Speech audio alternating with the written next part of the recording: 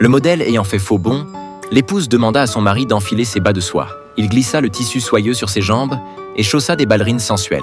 Satisfaite, sa femme lui apporta une jupe de danseuse qu'elle posa sur lui. À cet instant, une émotion étrange l'envahit. La caresse délicate de la dentelle éveilla quelque chose au plus profond de son être. Mais l'arrivée soudaine d'un ami interrompit sa rêverie.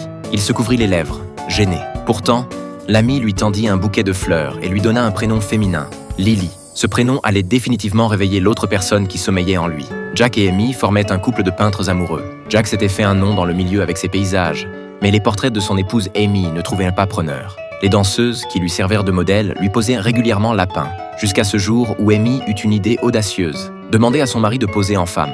Mais une fois devenu modèle, Jack perdit toute envie de créer. Il fixait, hypnotisé, les gestes de sa femme ôtant ses bas. Il ne pouvait s'empêcher de toucher chaque vêtement intime d'Amy, caressant leur texture lisse. Voyant cela, sa femme proposa de les lui prêter. Il répondit qu'il aimerait beaucoup. Amy ignorait que ce aimer de Jack dépassait désormais la simple admiration conjugale. Ce jour-là, Amy devait assister à une réception.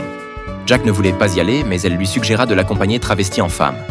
Une lueur de surprise passa dans ses yeux, suivie d'une attente manifeste. Amy le maquilla, appliquant un rouge à lèvres éclatant. Jack, les lèvres frémissantes, se laissa faire. Une fois la transformation achevée, Amy fut saisie d'inspiration. Elle voulait peindre ce Jack unique en femme. Jack posa avec joie, multipliant les attitudes sur sa chaise.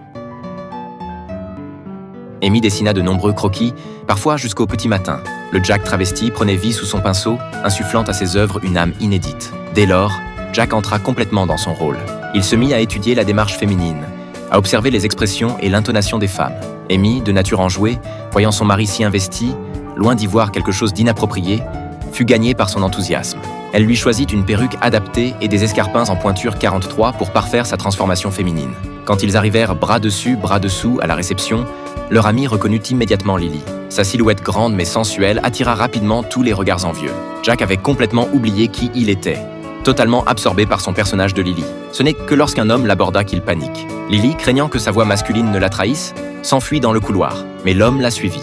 Profitant de l'absence momentanée d'Amy, il entraîna Lily dans un coin isolé. L'atmosphère se fit de plus en plus intime. L'homme embrassa Lily.